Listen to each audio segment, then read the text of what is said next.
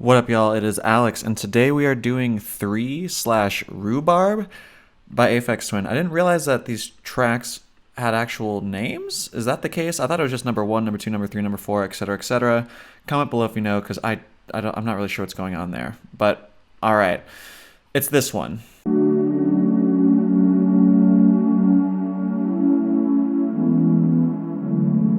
And we're gonna talk about its arrangement. It was pleasantly simple as I broke it down, and that makes me really happy. By the way, if you're watching and you've thought about doing Patreon, please think about it again and go ahead and check out the link in the description. I really appreciate my Patreon people. It helps me out and it motivates me to keep making videos for y'all. So please check that out. You can get private lessons, you can get track feedback, you can get a link to download a bunch of audio samples that I recorded all in one click for free. Well, not really for free because you'd be paying me on Patreon. But yeah, check it out. I really appreciate it. Thank you to all my patrons out there. Super, super grateful for that. But okay, let's dive into the track. We're going to start off with these pads.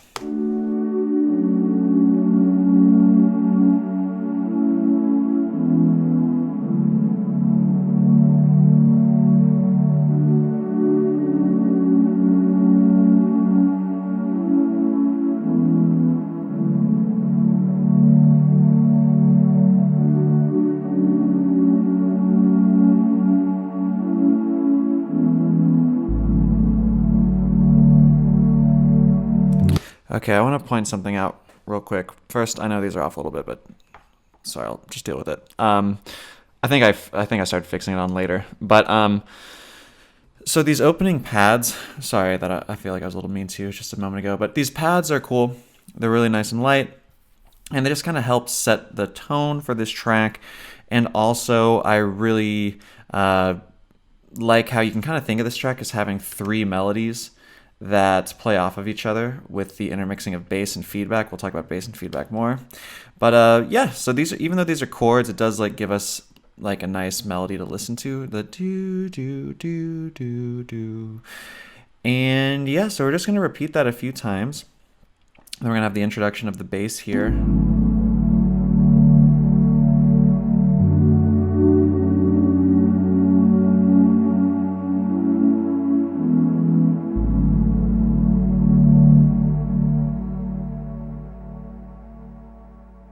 Again, the bass helps keep things interesting by just adding something else. We're not just listening to the same thing over and over again.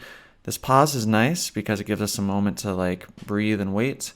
And then we're going to come back in with melody 2. So now we're going to have, I think technically this might be a melody as well, this bass. It's mostly just 2 notes. I think there might be a third at some point.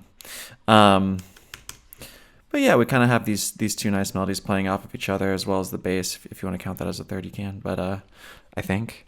But okay, let's keep going.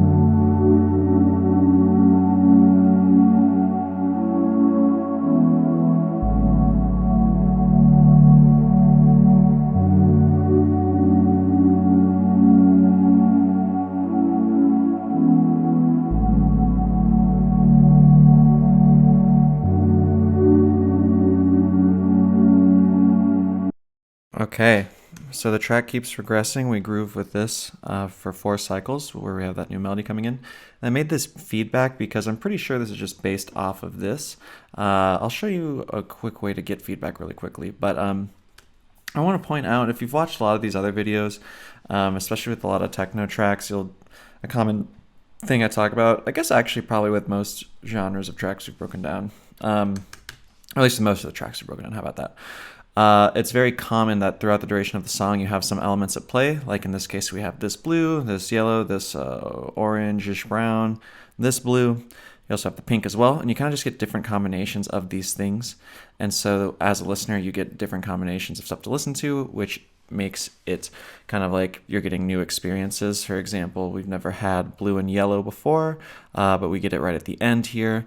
I mean blue, just blue and yellow, because here we have blue and yellow, but we also have this blue as well. So that's kind of what I mean, and it's cool because in this track, that's very much what's happening as well, and that just seems to be a common theme in so many of the tracks we've broken on this channel. I think we're close to 70 now, but okay, so let me show you how to get feedback really quickly. Let's say you can grab a delay. I think you can do this with the Ableton Echo. Here, I'm gonna set the mic down. I don't have a mic stand yet. I moved and I don't have all my stuff. So, yep, okay. So here's just like a operator playing a sine wave. Now I think I can just throw this. So you're gonna be turning up the feedback.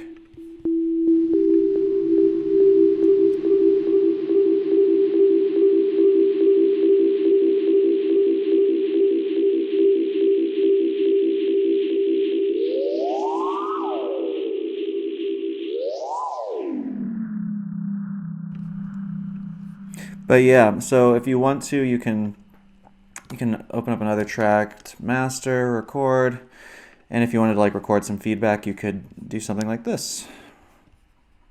Oh wait.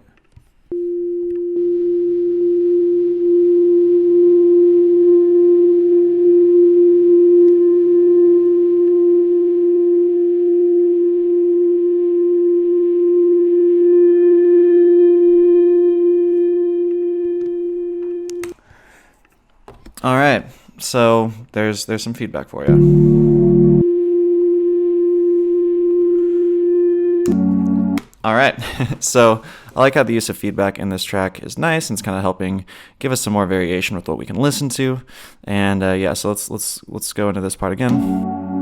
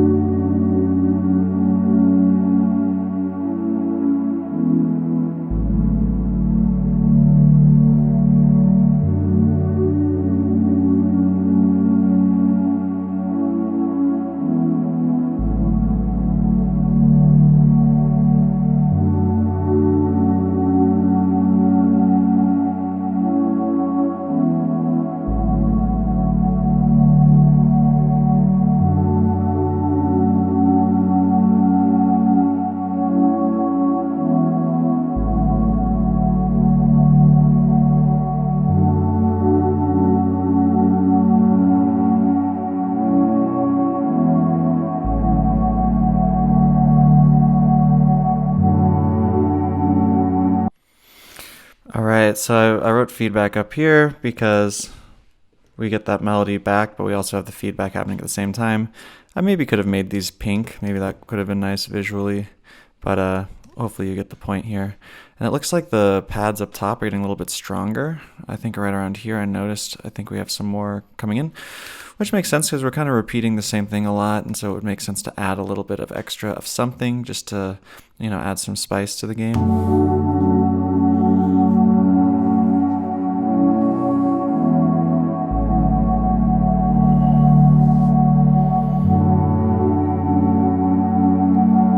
You can really hear it on this first one, versus over here.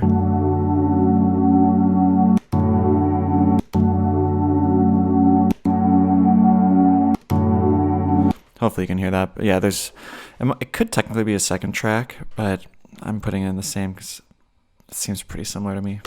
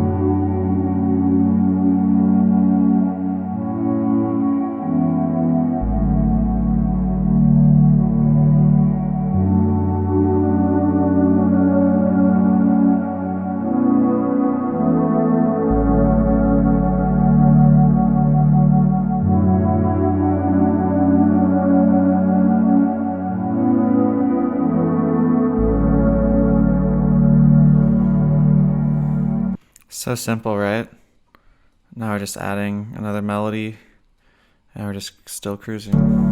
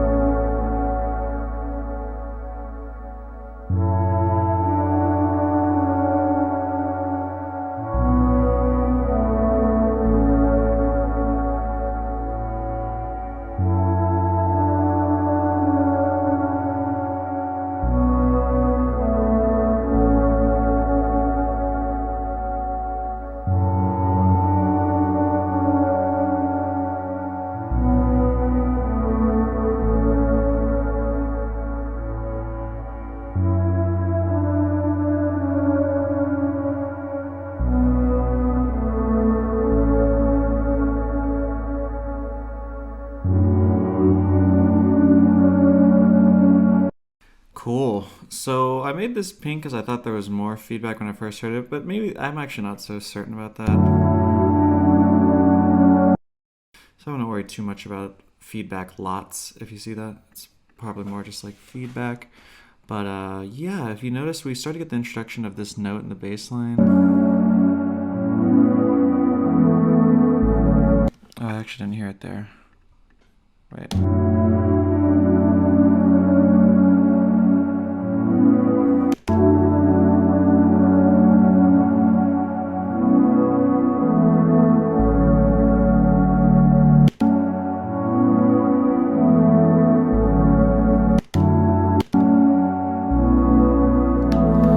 Okay, we get it there. So that's a little something. Again, just helping keep things interesting, just add a little bit to the bass. And it's nice because the bass line was so simple and it had so much space to begin with that we're able just to add a little something extra because it was, again, sparse to begin with. Now, let's see. So now we're getting to a point where we're dropping out these main paths from the beginning, and now we're just, like I said, we're making different combinations of the elements that we have. We've never had this combination. We've never had this combination. And yeah, so that, again, that's kind of just like the general name of the game here. Now, I remember earlier I said that it sounds like at this point you can hear the pad getting more strong versus here. Because you hear that. Nah. I'm actually starting to think I should have made this a separate track, because I think in some points over here you can hear that sound in and of itself, and it sounds kind of like a cello or something. I think we can hear it. Let's listen.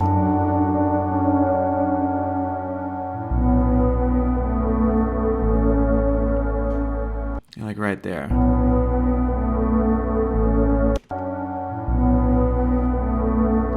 So maybe I could have made a fifth track and had that be like the cello track or something. But yeah, if you want this project file to look at it more in depth yourself, email me at wilcox.alex@me.com.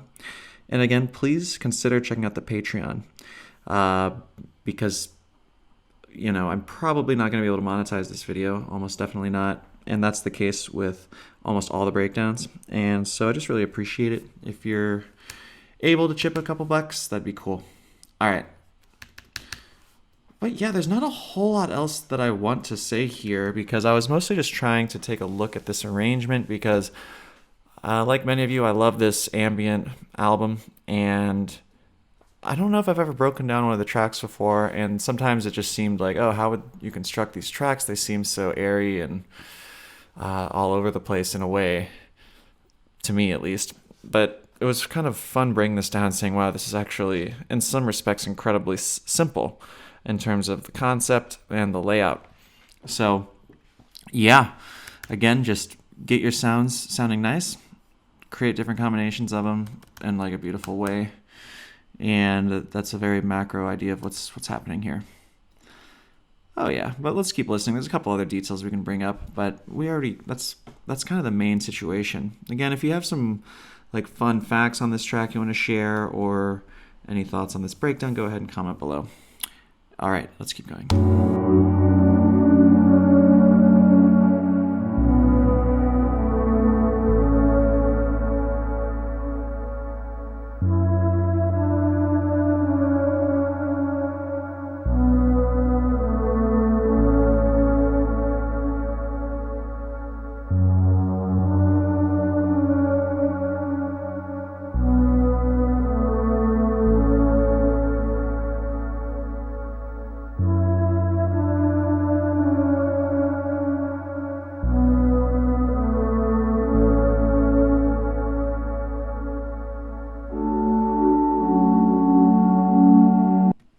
Okay, last few comments, then I'm done. Again, check out the Patreon if you have liked this.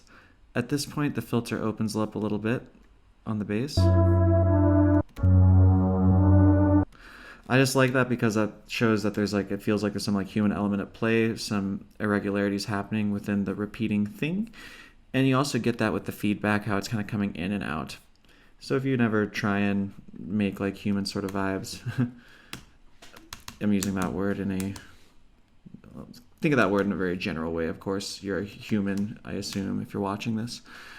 So you're doing human stuff with your tracks, but, you know, if you want to add some, like, improv feeling, don't be afraid to mess with some parameters sometimes on your tracks. But okay, again, thanks for watching. We're going to close this out by just letting it play out. And hopefully you have a little more understanding about this track. Maybe you learned something. Tell a friend about the channel. Sounds good. Adios.